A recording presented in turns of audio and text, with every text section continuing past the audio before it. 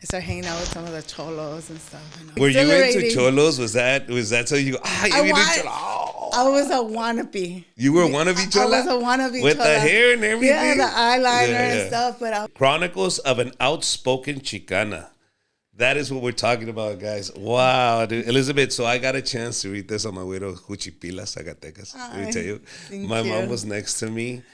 And the reason that I told you earlier that it resonated so much, because some of the things that you were talking about here, and I think we spoke earlier, was that I lived it.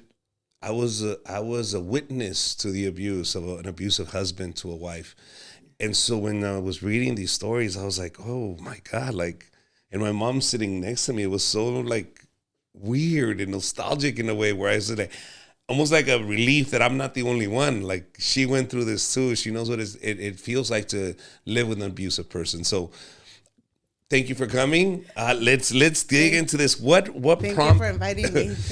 By the way, Elizabeth G. Aguilar, what's the G for? Gonzalez. Gonzalez, okay. Yes. So Elizabeth Gonzalez Aguilar. What prompted this? Where did this come from? Why did you decide this is what we need to hear these stories? It was critical to my self-healing journey to start writing. Mm-hmm. I didn't know where to start. Mm-hmm. I started at a nonprofit theater in Boyle Heights. I was a spectator. Okay. And every writer I ever approached, I said, please, I'll let you know. I'll tell you my whole story. I don't care if I make a dime. I just need to tell you, so many other women need to hear that we can make it to the top, that we can live our dreams out loud. Mm-hmm. Every single writer turned to me away and said, you have to write your own story. And now I know why. There's so much healing in writing your own story. Mm-hmm. I had to learn how to dissect my life to be able to learn how to direct it. Okay, well, let's dig into what that was, because we all think we have a great story to tell. Yes. I mean, we all think, hey, it only happens to me. You know what I mean? Why me? But when we really open our eyes, we see around, and a lot of people are going through a lot of pain. So everybody has a burden, but what triggered that? Tell me, what is that pain that we're talking about? Where does this come from? So very young. I mean, I was a child of a struggling single mom, that had me out of desperate loneliness. She was 32 when she had me.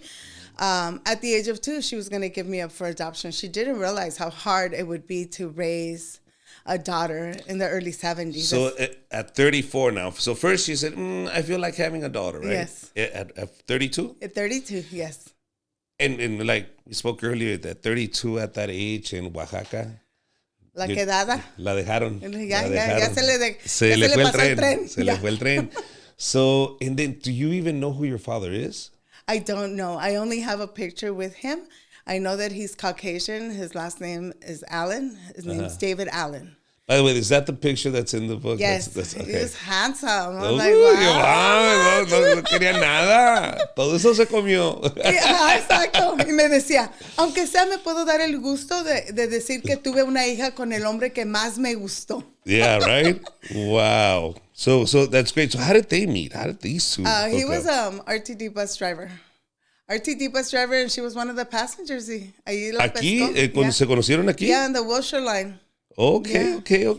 That's this guy yes, right here. Yes. Just so you get an idea. If you get the book, you'll get the close-up. You're not going to get the close-up. We're just going to give you this. But es muy guapo. Yeah. Muy guapo, ojos azules. Yeah. Yes. Wow, that's cool. Yeah. All right. So, didn't know him. So, now your mom's in the United States. You were born here now, right? Your mom's raising this child. Is she raising you alone? Who does she have here as a community? So, she was a live-in housekeeper in a plush home in Westwood. Mm-hmm. And my dad, that picture was taken 6 months later. They casually ran into each other again. And he said, you know what, I'm going to be a part of our daughter's life. He didn't want to be a part of the pregnancy because at the beginning he was like, I'm not ready to be a dad. Mm-hmm. But when he saw me, he owned it. And then he was like, I'm going to help you support her. Mm-hmm. A few months passed and my mom moved out of that house. My mom left that job. Why? Because she was just on to other things. She lived there for maybe about 2 more years after I was there, after I was born. But then her boss said, you know what, she's walking already. She's going to get into trouble. She's going to, break a expensive vase. whatever their excuse was at that point. But my mom said, you know what, they didn't let me keep you. I had to leave, or I had to leave you in LA with relatives, and I wasn't willing to do that. But a few months later, when that picture was taken, my dad did say that he would be a part of my life. But then he never came around again. Yeah, and then the lady that my mom left in her place was my mom's friend, and they ran into each other maybe about 4 years later. He did go back to look for me, but my mom was long gone. Wow. True novela. Lo que no está en el Facebook back then, right? Imagine, yes. At least he could have Googled you. Yeah. Wow, dude. Well, he has a Facebook profile. That's how I started Facebook. And you know your dad. I created a Facebook profile for my dad in the hopes of finding him. Until this day, no leads. Oh, but you haven't met Richard V. Sus Dorados. Don't worry, we'll find him. Now I'm gonna post a close up of this. Yes. Okay, so now your mom's out there. She has you. Where does this adoption come in? When was she gonna give you away, and how does this conversation start? I mean, I wouldn't see myself giving my daughter up for anybody. Yeah. So my quinceañera godparents, my Esperanza and Reynaldo, my mom was really close to them. So on the weekends when she would leave, because she was permitted her days off, Saturday and Sunday, she would go to their home. And she did have that conversation with my godmother where she was all like, you know, this is too much for me. She's all like, can you watch her for a little bit? Can you keep her? And my godmother's all like, yeah, I will do it only if you give her up for adoption. And my mom gave it a second thought and she backed out at the very last minute. She's all like, no, like I can't, you know, but she did contemplate that idea and had that conversation with my godmother of giving me up for adoption at the age of 2. You know, it's easy for us to judge a decision like what I just said right now. Yes. But then I started thinking and going, how bad was her situation too? Meaning, was it bad for her? I mean, can you see that going like, this is the only thing I have left?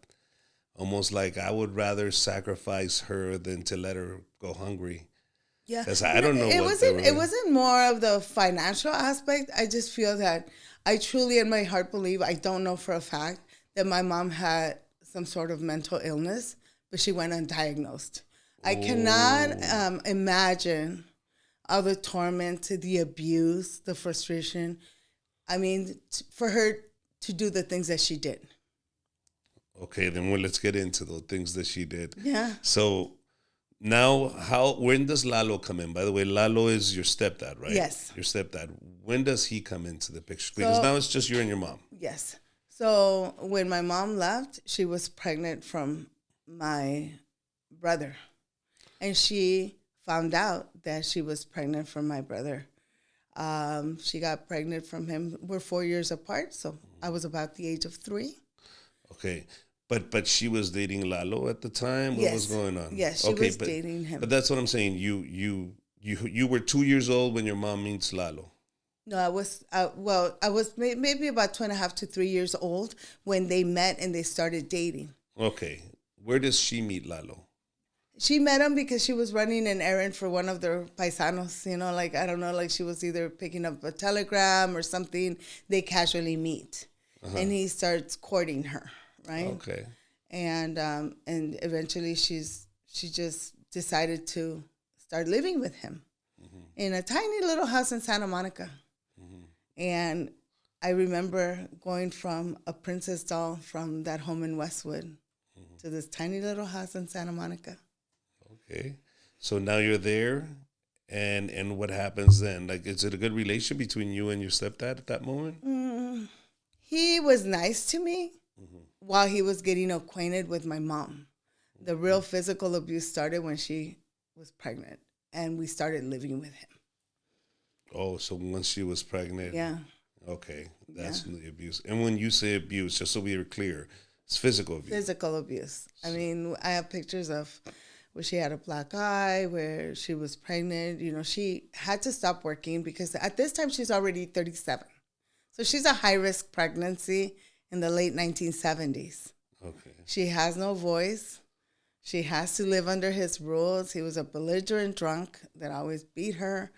And then he had a bunch of roommates, right? In this tiny little house. It's on 19th Street in Wilshire. With a nice cranberry tree. I remember the cranberries because I used to eat them. But why would my mom, in her logic, think that she could take a 3-year-old toddler, preschooler, and take her into this home where there's a bunch of men, grown men living? Right? Wow. So she took you to the den of the wolves. Yeah. And I'm like, she's all like, you don't understand. She's all like, I just wanted a father for you. I wanted a family. And I'm like, yeah, I would have never done that. It's like. Now you're at a home. You're a 3-year-old little girl, and there are other men there. Apparently day laborers and whoever else could afford the rent. Yes. Right. Did any abuse happen from them? One of them tried to, and my mom beat him with a broom till she was like red in the face, and she caught him. Yeah. What did he do? What was it? He was trying to take off my bathing suit. I was in a bathing suit I guess we were going to the beach or something. And he tried to take it off. But who would put their child in that situation? No, I understand because, now, so why wouldn't that trigger your mom to go, okay, we're leaving, dude. Like, this is it. Yeah. Like, what we're all scared of happened, and her action wasn't, let's go? No. I mean, I don't care how much you beat that guy up. Now I got to take my kid out of here. Yeah. But that didn't happen. The pretense was always, and the excuse was always, you're pregnant, you're going to have a son of mine. Like, we're not going to leave a fatherless child, right? Like, my mom had already been through that once with me. She wanted a father figure. She was, like, desperate to have, if you will, a family setting. Okay. All right. So what happens now? So now your brother's born. You're living with your stepdad. Is everything good now?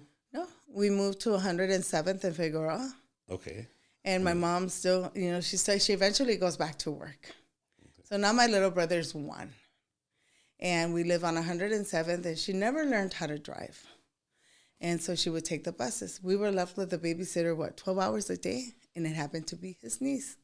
But he always worked in the laundry facilities where he would start work at 6 o'clock in the morning and get off at 3, 4 o'clock. So he was always home earlier, way earlier than my mom. He would get home. He would lock me up in the room and do all of just molest me in front of my little brother. Wow. With my little brother calling. And he's the authority figure. It's not like his niece was going to say anything to him. No, well, his niece didn't know. I know. But even if she did, he was the authority figure. He's in charge. Why would she even question anything he did? Yeah. He was the man in charge. Yeah. So if he decides you're going to go in that room with me, that's what was going to happen. Yeah. And it was not out of the norm. It was just he was the man in charge. Yeah. Now, did you ever approach your mother when this was going on? Could she see it? No. So my mom would always ask me, did anyone touch you? Has anyone, touched you in a way that they're not supposed to? But then she had a black eye on her face. She had no control over her own life. And when I would tell my stepdad to stop, he would laugh in my face. He would laugh in my face and say, haha, your mom's never going to believe you because she does everything I tell her to. I mean, it's kind of hard to trust a person that can't even take care of herself. To tell you that's the person victimizing me. Yeah, I can see that. And how old were you at this time? By this time, I was 4. And do you have conscious memories of these events? Yeah, and the babysitter, I was so neglected by my mom that my babysitter his niece cut my hair really, really short, like a boy.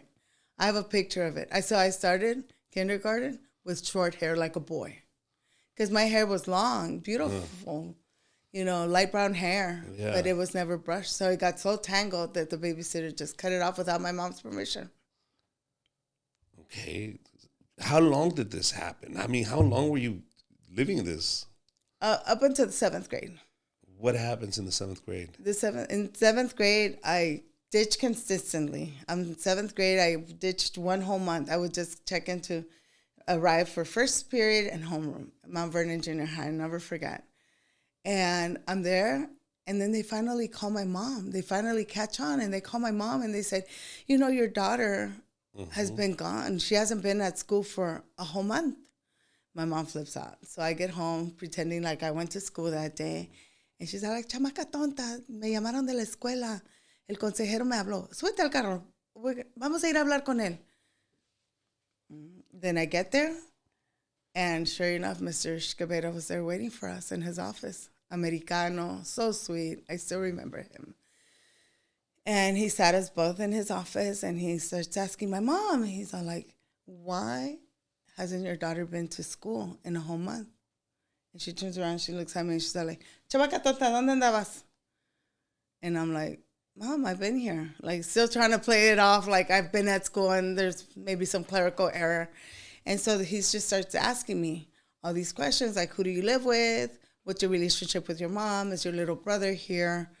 Who do you live with? Do you have a dad, stepdad? And then when he says stepdad, and he asks me, how do you feel about your stepdad? Is he nice to you? Does he touch you in any way that you don't feel comfortable? And my eyes just start welling up so much with tears. And he asked my mom to leave the room. And when we were alone, he's all like, does he touch you in any way that makes you feel uncomfortable? And I was like, yeah. He's been touching me since I was 4 years old. You're how old at this time? I'm about 12. 12. Yeah, Basically. that's when, yeah. And so I remember leaving the fall because eventually, so what he told me, Mr. Escobedo said, I'm going to help you, I promise you, but don't tell your mom. Don't tell your mom anything that you've told me. I'm going to bring her back in the room, and I'm going to tell her that I gave you a month's detention after school. Mm-hmm. So then he brings her in, and she's like, why are you crying? And I'm like, because I've just been told that I'm going to get a month's detention, and I'm going to have to stay after school for a month. Well, chamaca tonta, you deserve that and so much more. I can't even put up with you anymore. Mm-hmm. And so we leave. We leave that night. I didn't say a word. The next day, first thing I do is go to Mr. Escobedo's office. And he sat me down and called the principal. Principal comes in. He tells her what's going on. And LAPD was there in matter than, 30 minutes maybe at the most. They're there to pick me up, drive all the way to Tulsa Elementary School to pick up my little brother. Then they take me back to a hospital. It was Midway Hospital, I remember, there on Pico, to see if my hymen was torn, to verify that what I was saying was factual. Was it? And was it? It was, yeah. And so they take me to Children's Protective Services. They turn us over to a social worker. That night, they were there arresting, at our apartment, they were there arresting my stepdad. My mom didn't see us after that night until we went to court. So how many days was this? Before we went to court? Yes, because now you remember your world just went upside down. Yeah. And I'm pretty sure the guilt that you think you caused this must have ran through your brain. Oh my God. Right? I was like, what did I just do? Yeah. Oh my God. Right? So yeah. So you start blaming yourself at this moment. I was really frightened of how my mom was going to react. Yes. Right? Like I was just really scared. So my brother wasn't in foster care as long as I was. I was in foster care for just about under 6 months. My brother was there maybe about 6 weeks. I kept going to different court hearings. I didn't want to go back because I didn't want to face my mom. Like, how do I go back? The first foster home that I was in Pasadena, I remember the detective came and he interrogated me at that foster care home, and he brings a doll with private areas, and he has me pointing out. I had to carry the guilt for many, many years, Richard. Why didn't he ask me if my stepdad was the only one that molested me? And he wasn't. But he was the only one that was arrested. That he was the only one that was tried. And he was the only one that was sentenced. How many other people were molesting you? His nephews that came from his hometown. That would come and even a couple of his sons, his older sons, that eventually made it to the States. Wow. Why couldn't that detective just ask me, was he the only one?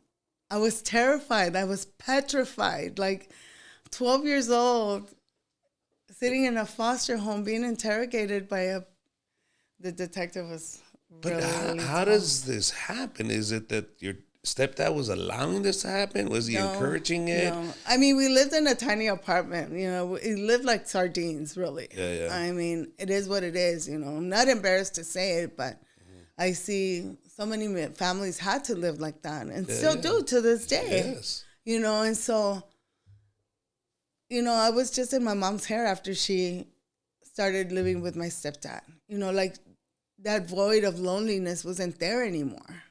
You know, now she had a new relationship. Now she had a father for her son. She didn't have time anymore. Yeah. No. Wow. Okay, so now he's arrested, so it ends, right? Yeah. It ends Yes. now. I mean, so what happens after he gets arrested? Does your mom ever get custody of you back? Yeah, eventually I went back because I was at that foster home in Pasadena. Then I called my social worker. I said, look, if you don't get me out of here, because those foster parents were not nice. They would have me do chores, and if not, they would threaten me to, you know, like to take me to church. And, you know, they were just not nice foster parents. So I called my social worker up and I said, hey, Joseph, I said, if you don't take me out of here, I said, I'm running away. So sure enough, he picked me up right away and he sent me to McLaren Hall, to that juvenile detention center. Yeah. But it's a temporary placement before they could find you another foster home. Yeah. So then I go to a girls' home in Compton. There was 3 black girls, 2 white girls, and I was the only Latina. So there was like 6 of us total.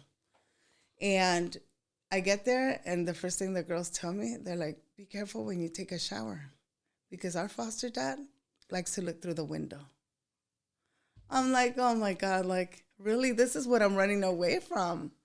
Jesus. And so I remember the foster mom when you know, she took me in. She took me shopping at the Compton swap meet, because that foster home was at the that foster home was in Compton. Okay. So she took me with my allowance. She took me shopping to the Compton swap meet. Yeah. And she took me, and then I had another court hearing. At that point, I was like, I better just go home. I don't think this is gonna get any better. Yeah. I mean, you're just getting abused everywhere. Yeah. Yeah. I go back home, and then that's when I get caught ditching, right? 7th grade. Yes. Yeah. And Okay, so now you go home. Now, once you're back at home with your mom, what does that look like? Does everything go back to normal? Mom is okay now. Dad is arrested. Stepdad is arrested. So what does that look like now? my mom became so bitter over the whole situation. She More blamed so you? than before.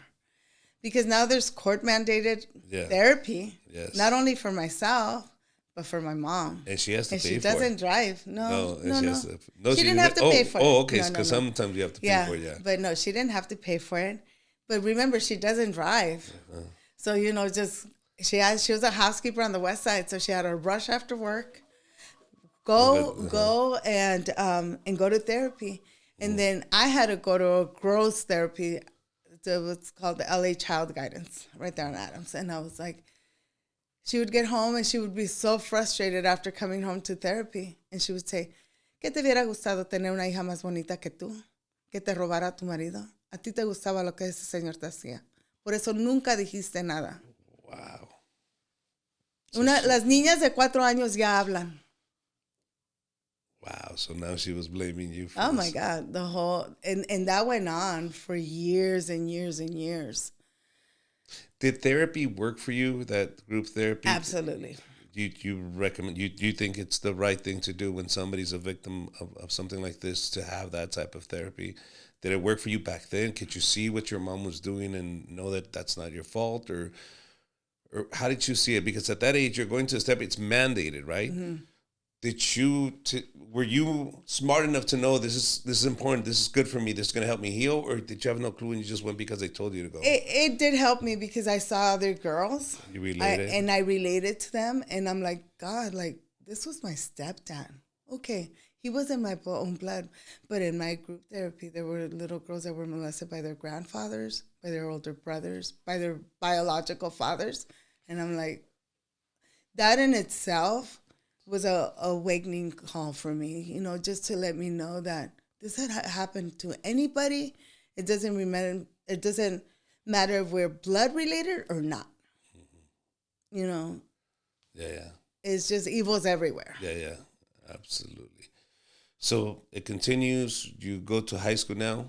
Yeah. Yes. So in junior high, I go on 8th, 9th grade. Yeah. And so this whole situation with me having been molested and being a daughter of such a traumatic background with my mom and being a struggling single mom, like I would see like the boys and I was like, oh no, like I would run the other way. I'm like, I'm not the one that's gonna get pregnant. Like that was like one of the things that I was terrified of, like, you know, falling into a statistic, right? Like a statistic of I can't because of what I went through. Like that was like my drive. Like I'm just not, like I'm not. I remember early on, like I was in 8th and 9th grade. I kept going to school and, you know, I got my life together and I was just like, you know, I started getting work on the west side. Isn't it weird that 8th or 9th grade, I got my life together? Your life was so heavy in terms of drama and shit that you went through that you're saying, oh, 9th grade, finally got my shit together. Wow, that's when people are just barely going and saying, oh, this is nice. They're going through puberty. Yeah. You're just, you know, getting to know yourself. You're already getting over it. Yeah. Okay, so now you're in the west side. So I'm 14 years old. And, you know, I see all my classmates, you know, everybody's preparing for their quinceañeras. And my mom's all like, yeah, we're not having a quinceañera for you. I don't have that kind of money. Esta chamaca quiere una fiestecita, she was telling my cousin.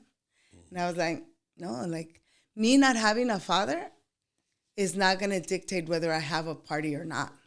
Like, why should I have less just because my dad's not here? So I started working. At the age of 14, I got my first job at El Pollo Loco. So 9th grade, the bell would ring. I would have to jump on that bus and be at work by 4 o'clock. 4 to 10, 4 to 11. You know, my first period was typing. And then that teacher calls my mom in and says, why is your daughter falling asleep in class? They're like, oh, because she has a job. And then I remember my mom said, well, what are we going to do? I said, I'm not quitting my job. I said, I'm going to just keep going to school. And sure enough, by the time my quinceañera came around, I handed my mom $1,000 towards my quinceañera. When minimum wage was $3.35. Yeah, that's you a know, lot of money. and I'm like, yeah. And eventually my managers caught on that I was underage. I shouldn't have even been working. But who was checking work permits back then? And so my managers at Puerto Loco, they were amazing. They're like, I was like, I need to take some time off because I'm going to be in a quinceañera madama. You know, and I need to be there for rehearsals. But they eventually figured out that it was my quinceañera.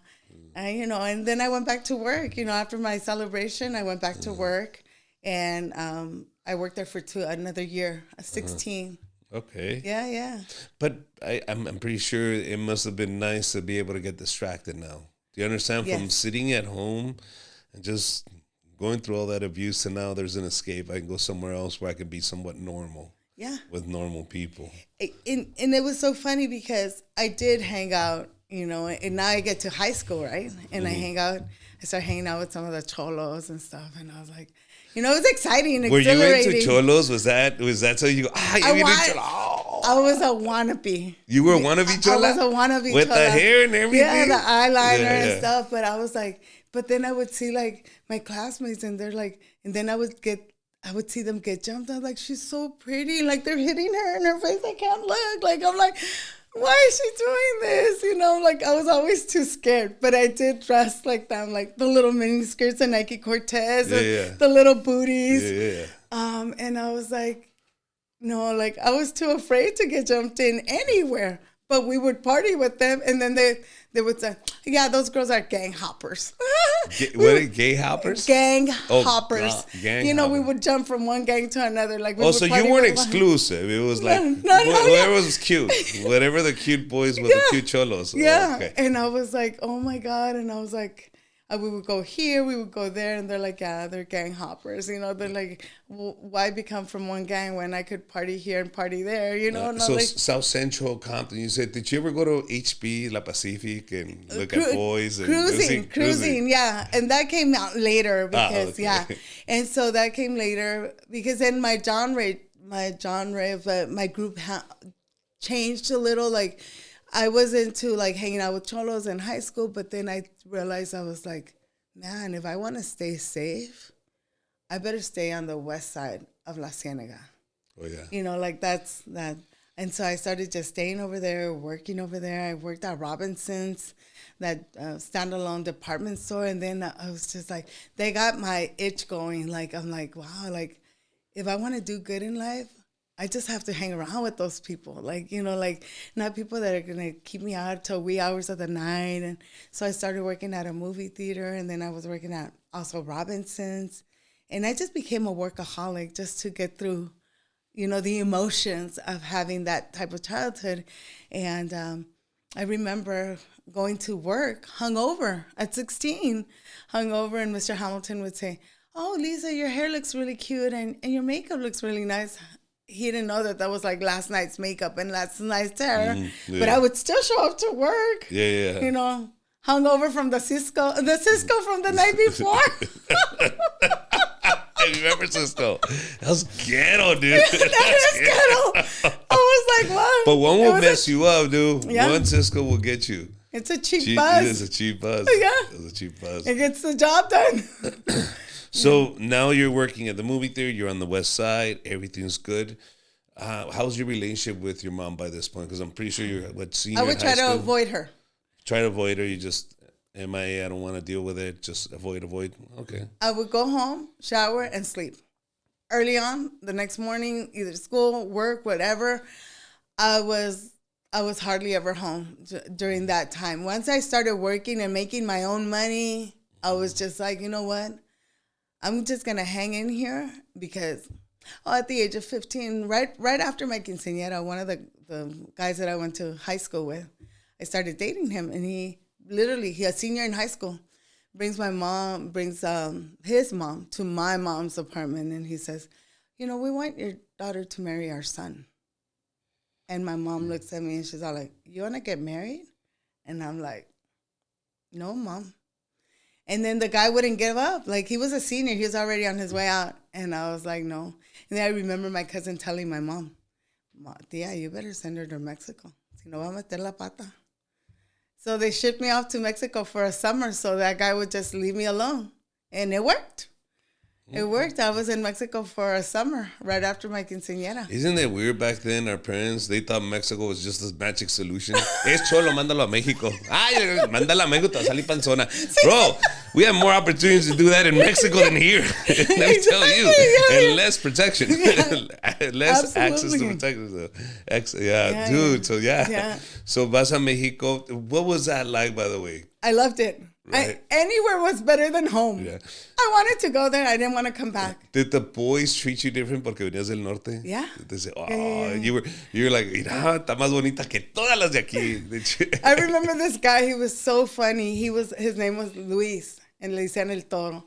And he was so handsome, and I was like, he's like, llévame para allá, yo trabajo, like, yo te mantengo, like, no tienes que trabajar. And I'm like, I'm not ready. Like, I wasn't ready to be a señora no time soon, you know? Like, no. But it was a fun experience. Yeah, that's right. Just being that summer there in Mexico, and I was like, and then I would tell them, right? Like, by then I was making almost $5 an hour. Jeez. So then it was like $4.85 the minimum wage. And then I was talking to my friend, and I was like, damn, you know, I make, what is it, like 17 or whatever the pesos of conversion. I make that an hour over there. I was just like in awe with the conversion and the money. And my mom would wire me money through Western Union so I could have money for the. No wonder he wanted you to bring him. He's like, I'm bringing the rich one. Yeah, it was a fun experience. I didn't become a teen mom. Did you ever stayed in high school, any of the kids or anything like that? I mean, no? Did you ever have a boyfriend during high school years? Because no. You know, I didn't really have a lot of boyfriends in high school because at that time I realized that I had trust issues with men. I can imagine. You know, I was like, my stepdad did this to me. My real dad didn't stick around. Like, yeah, you're going to take me out to a really nice dinner or whatever, but what's going to be the payback? Like, what do you expect from me now? Yeah. I did have, you know, a couple of guys that I was seeing, but nothing that I would, like, say, like, my boyfriends. And I remember this one guy, he was actually in my quinceañera, really funny. He dated one of my damas. She had a kid with him. I didn't. But then he's all like, you know, we broke up. You know, can you give me a chance? You know, I had a crush on him when I was like maybe in 5th grade, and he came around and he would pick me up in his bus and take in his car because he already had a car and take me to work from Hamilton High School, which is in the West LA area, and take me. I was like, okay, if you want to pick me up and give me a ride to work, that's fine, but yeah, I don't see myself, you know, doing anything else and being like, a friend, yeah. And so, yeah, you know, they used to call it scamming back in the days. Of course. We just scammed. Just scammed. I was like, he was in a boy, the boy toy terminology wasn't around, but he's like my scammer. Yeah, your scam partner. Got it. And so I was like, okay, like, no, I just didn't see myself in that. The minute I finished high school, my mom was just so ready to like send me off and get married. And I'm like, no, Mom, like, I want to like finish school. Like, I want to travel. I want to buy my things, all the nice things I couldn't buy or you couldn't buy me growing up. Like, my mindset was like not there. But also, although we had such a challenging mother-daughter relationship, to say the least, when I became a teenager, now I make my own money. She can't control me the way she used to. I'm just like, I am not leaving this house until I get married. Me cueste lo que me cueste. You know, it's like if she would still pull my hair or do whatever she wanted, like she would still try to micromanage me. And I was like off already doing my own thing. I'm like, I am not leaving this house until I get married. And I got married for the first time at 25. Okay. Yeah. How did you meet Mr. Prince Charming? At Mr. C's. Huh? At Mr. C's. At Mr. C's Candy? Okay. No, Mr. C's. It was a club in Montebello. It was like a pool bar. C's Candies. I was like, at C's Candy? No, at Mr. C's nightclub. Yeah. Okay, it was a or club. That's a club. Okay. And my mom would say, what do you think? You think you're going to find the man of your dreams in those clubs? Those guys don't take girls seriously. And then bam. And now you're getting married. I married him. But I married him for the bigger picture. He was an amazing dad. He had a daughter from a previous marriage, and he was an amazing dad. And I was like, I saw it right through him, and I'm like, he has a big family, a beautiful family. You know, he's going to be an amazing father to our children. But I was up for the disappointment of my life. It didn't turn out that way. What do you do for a living, first of all? Because I have a theory. I always say I'm a jack of all trades, mastering one at a time. But I've been in the dental healthcare profession. Not you, him, your first husband. My first husband. Yes. Oh, my apologies. You're 25 years old. You saw this guy. You see all these beautiful things. I'm imagining he had a good job. Oh, he did. He was an aircraft mechanic for Boeing. Oh, yes. He had, and back then, the early 90s, right? We're talking about maybe, Yeah. It was 1996. Oh, 97. Yeah. Boeing was still making a lot of money there in Torrance. Yeah. Sepulveda. Yeah. So, okay. So he's making really good money. So so you saw yourself, this is it. You get married, and then what happened? Kids right away? Yeah, so it took me 3 months to get pregnant. I got married without even knowing that we ovulate, because I didn't have that nurturing relationship with my mom where she's going to talk to me about the birds and the bees. Yeah, that's true. I've noticed a lot of these. Yeah, that never happens with my. I don't want to speak over it. Never mind. I was going to say something. I shut my mouth because it's none of my business and I shouldn't share it. No, it's somebody that's not in the room. But what you're saying is resonated because I've heard it again from other females. Yeah. That when they don't have that special relationship with their mothers, these conversations are never had. They never have these conversations. No, they don't.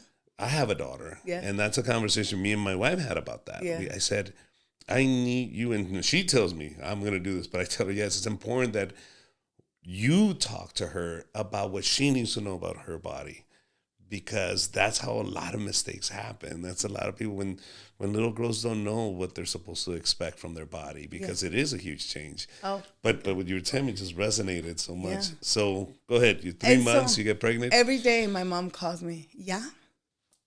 I'm like, yeah, okay. ¿Ya estás embarazada? And I'm like, no, Mom. She's like, ¿qué no por eso te casaste, pues? Like, yeah, eventually, I do want to have a family. I didn't want to be a single mom. That's why I got married. But my mom was on it. She now looking back, she would have totally been fine with me being a teen mom. My mom had the mentality, donde comen tres, comen cuatro. I just like, I saw like right through that, and I'm like, no, like bring another child into this type of living arrangement? Oh no. Mm-mm. So then, yeah, I got pregnant 3 months after. I had my first son, Junior. He's going to be 27. And then Emilio, who's 24. Okay.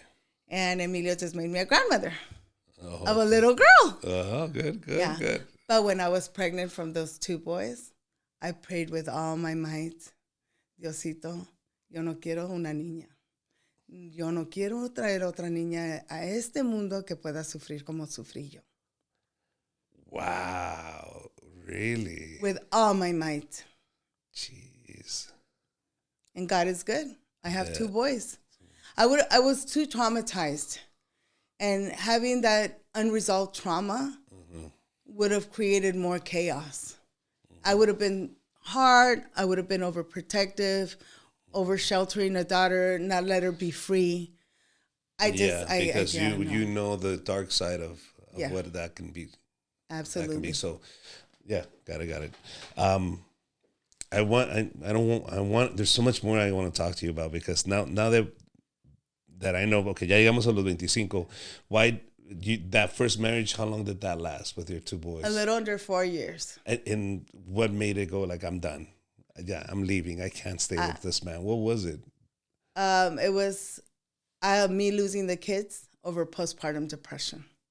He couldn't handle me having a relapse, because I'm sorry, taking you back to Please. at 21, I suffered a mental health crisis.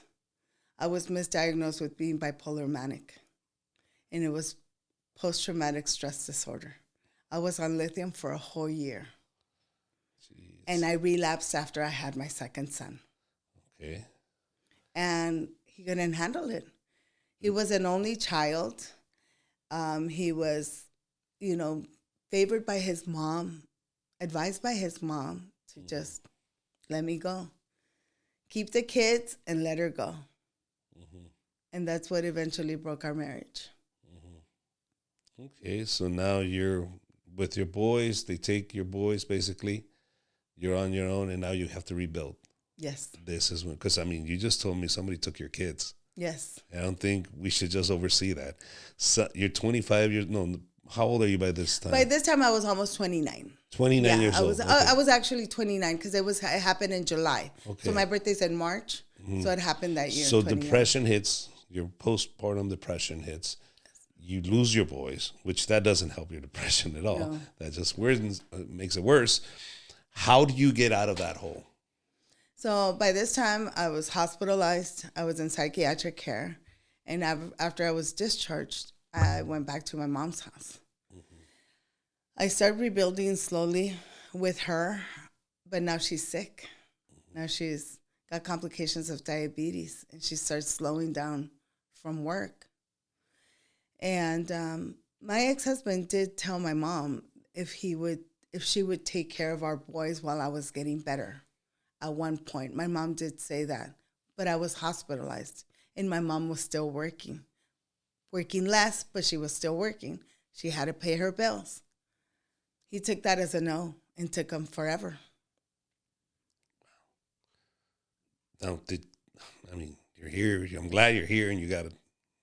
I don't know if you have overcame that depression, but have you connected with your boys since? Well, my youngest son is a part of my life. Okay. But my oldest son, we don't have a relationship. Okay. The one that's going to be 27. Okay. So this is all happening. Obviously, you're here and you're doing great. You wrote a book. Where do you see the light at the end of this tunnel? When do you finally say, I've lost my boys, I've gone through all this depression? What brings you out of that darkness? Rebuilding over and over and over again, and not having the fear of starting over as many times as I need to. I mean, I've been doing it since I was a child. You build resilience. I've built grit. The least fear within me, is hard work. And I think that that's been an advantage, right? Like, my mom would take me to clean houses when I was 8 and 9 years old. Rather than to pay for a babysitter or send me to summer camp, I was already out there hustling with her, cleaning houses. So that's how I made it work for me, right? It's like never being afraid to start over as many times as I need to. I can't stay in a place that's going to threaten my mental health. I cannot be in a place where I am triggered, right? I cannot be in a place where I'm disrespected and I'm not valued. And so I learned that through many years of therapy, where people just stay because they need to stay. I went to a financial workshop one day, and I was told by a financial mentor, he said, once your boss knows that you don't need that job, and you're not over your head in debt, your relationship with your boss is going to change. And I put it into practice, and it did change. The minute a lot of the doctors that I've worked for knew that I wasn't desperate to keep that job, my relationship changed with my bosses. Because I want you to know that I'm here because I want to be here, not because I have to be here. There's a difference. You have options. Absolutely. You have options. So I know we wrote this book, but when they say doctors, is she a nurse? Is she a doctor herself? A dental assistant. Yes. And we had a very interesting conversation because I think one of your next books is going to be based on this, right? Yes. It's going to be based on the dental fraud that is going on in our country, how dentists are using the practices to basically steal money from... So I could specifically say California. California. Right? Like all those rules apply to the state of California. Okay. So I've been a dental healthcare professional for 32 years. And for me, it's like especially with our community, right?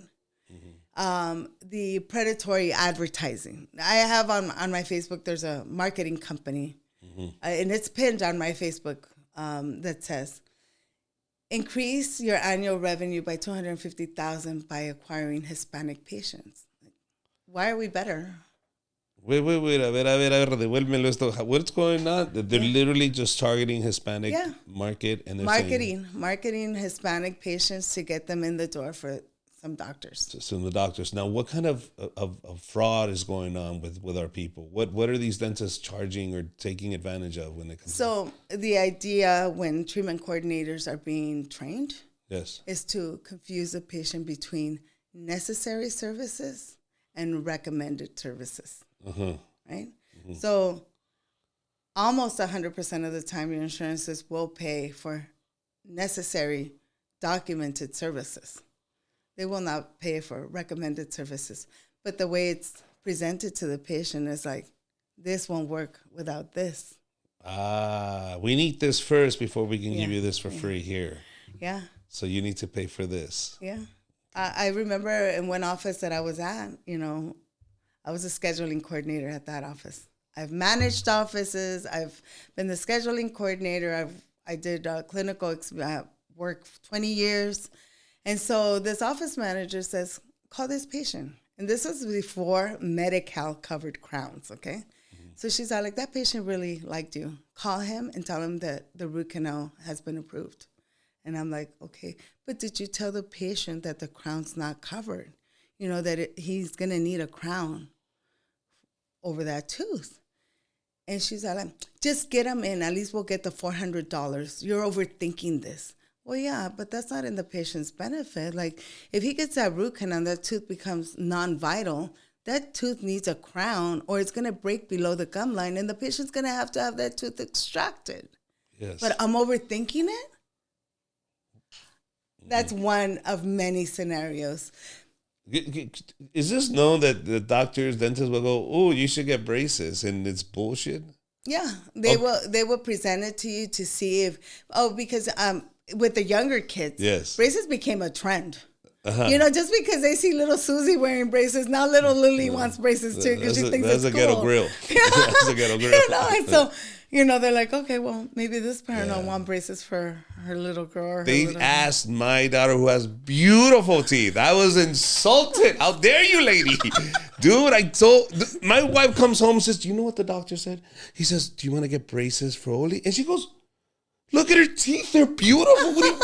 Why would you put braces on those? But it's the scam. Yeah. And I told my wife, this is bull. Are you serious? And it happened. So when you told me about that, I was like, we got to talk about this. Yeah. There is something that you brought up that it's called an oral cancer inspection? Oh, no. The oral... So you, as a patient, an oral cancer screening, you'll get that depending on your zip code, literally. Mind you, more than half of my career was in the most affluent parts of Los Angeles. Celebrity dentists, high-profile patients, and whatnot. The shift in my career came when I decided to move to a less underserved area, right? Yeah. And I was just like, urban cities, I Latinos, was like, blacks. I was up for the disappointments of my life, you know, time after time. So an oral cancer screening is something that you should routinely get as a new patient, and when you're going routinely for your cleanings. You don't get that in South Central. What does that look like? What does that process look like? So the oral cancer screening is when they pull out your tongue, they check under your tongue, they check on the roof of your tongue, your cheeks. Dentist palpates around to make sure that there's no lumps, you know, especially for smokers, people that chew tobacco and whatnot. And I'm like, is that dentist doing the right thing? Or is this one not doing the right thing by not doing it? Well, no, the one on the west side is doing the right thing because it's protocol. Right? To do an oral cancer screening. And so one of the things that I brought up, I said, of course, you know why? Because the people in the West Side, the people that are more wealthy, they hang out and have conversations with doctors all the time, or with people that have conversations with doctors because of their status. They're going to meet these professionals that talk about these things. Oh, how did you find out about the cancer? My doctor, he gave me You know what I mean? So because they hang out around those people, they got to know this. So when I go to the dentist and I'm a rich person and he doesn't do my cancer exam, I'm going to go, hey, what's wrong with you? I can call you out on it. But I think our people are not educated enough to even know that we can ask for this. So those patients will come in. They'll do their research. They've already scoped out other dentists in the area. They'll come in with the research. They'll even come in with magazine clippings of what they want their smile makeover to look like and whatnot. I remember one particular office that I was working on. I really thought I was going to retire from that office. Beautiful Brentwood office, coffee break at 10:30, 8 to 5, Monday through Friday, no nights, no weekends. And the patients would come in there and they would bring me a list of all their doctors. I was like, these patients are really immortal. Yes. You know, they have a GP, they have a cardiologist, they have a podiatrist, and the list goes on.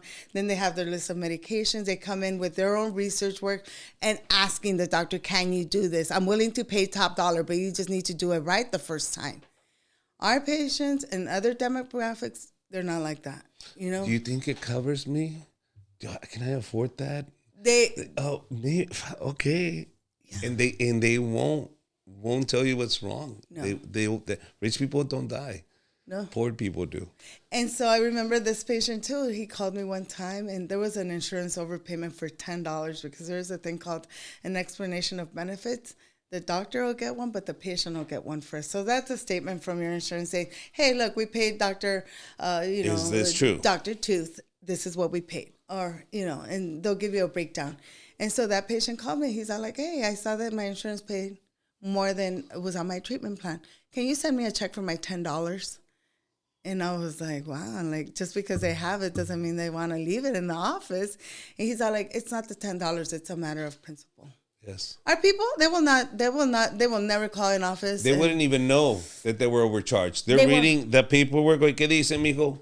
A 10-year-old that's going to read and translate that document is not going to tell you what it is. Yeah. I don't know. They're charging you for the medical stuff they did. Oh, okay. But then when they do call and they want to file a claim, they're given such a runaround. Really? So, for example, if you wanted to switch your dentist, right? Let's just say that you want to find a new dentist and you call your dentist and say, hey, you know what? I'm moving out of the area. I'm going to find a new dentist that's local. They'll say, oh, yeah. All you need are your x-rays. No, you need your x-rays. You need all the other images that were taken, your financial ledger. That means everything that they've charged your insurance, everything that you've paid out of pocket. Clinical notes. Oh, my God, that's a big one. Most of the doctors in the underserved communities do not get good clinical notes. I was besides myself. So let me ask you something. Can I ask this from my dentist? Yeah, absolutely. Can I say, hey, I need all this documentation? Is there a charge for this? So if you didn't sign when you became a new patient, because some offices will say a copy of records will cost you $25, $50. Okay. That's legit and acceptable. But if you didn't sign anything, you're entitled to a copy of all your records. Okay, done. But I'm entitled to my copy of all my records, right? Yes, you are. They cannot hold those records. Meaning, if they hold the originals. You can hold the originals. Yeah. I need a copy of yes. all the records that they have, yes. right? They, by law, have to give me those records. They do. Okay, all my X-rays, all that stuff. They do. Okay, awesome. Just want to know, and I want people to know this, because I think you're right. Our people get taken advantage of so much because of the lack of education and lack of knowledge that we have of our own rights, that podcasts like these are the ones that I want them to listen to and hear. Now, I don't want to end this because we have just a few minutes, but we had a conversation, and you told me that the person that was abusing you, your stepdad, Lalo, is now in Las Vegas. Yes. He was arrested, and then he was convicted for 6 or 8 years, and then he only served like 3 years. Yes. 3 years. For not having a prior record. Yes, for not having a prior record, right?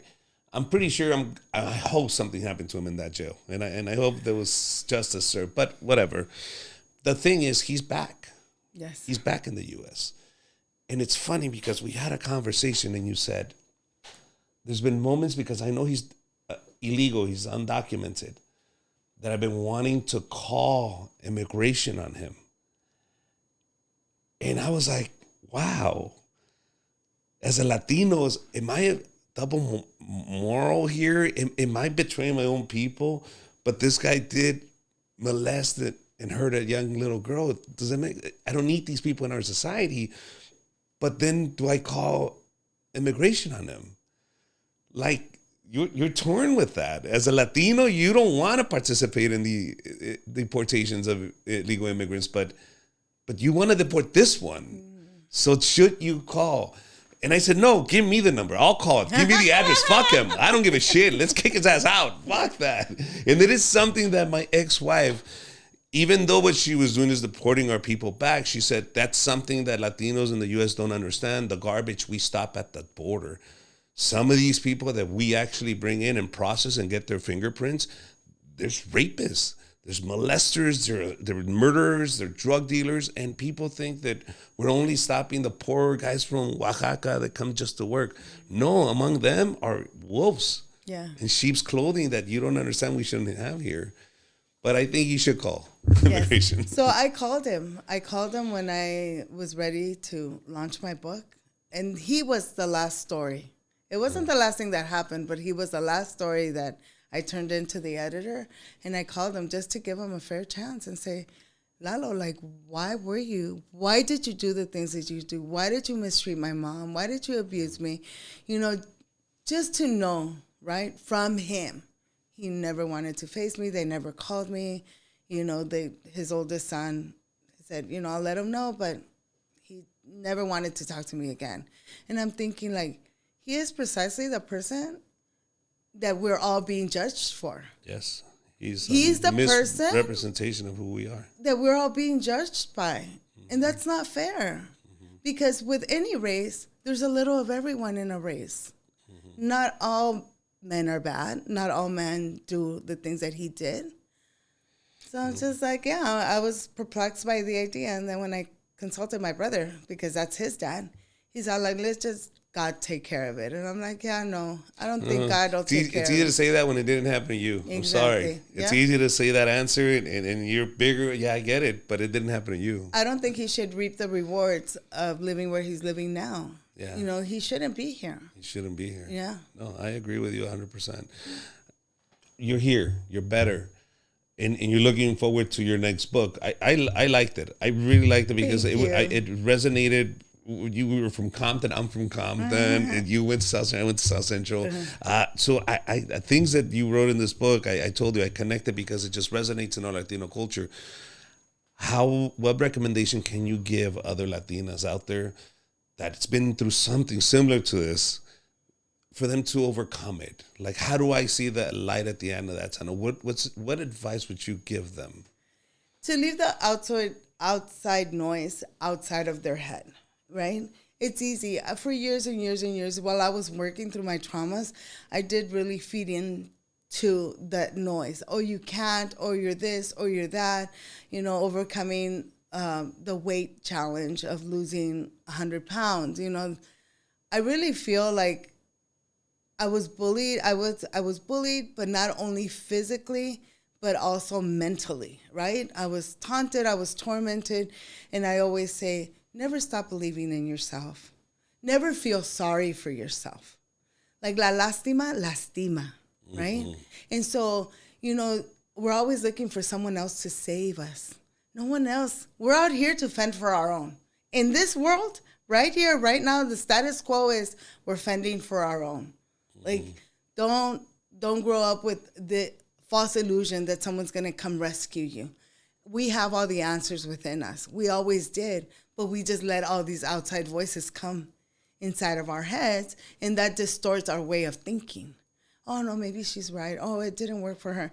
I don't know. Like, for me, I'm loving my señora vibes, and I can't keep talking to the younger generation because I'm like, mijita, wait until you're like 53 and fabulous. Let me tell you. I'm 48, and I feel I got all the answers. I'm like, So, do you know, I was like, the way I explained it, I was like, the difference between señora and a señorada?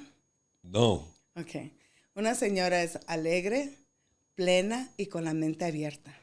Una señorada es una persona amargada, tóxica y con la mente cerrada.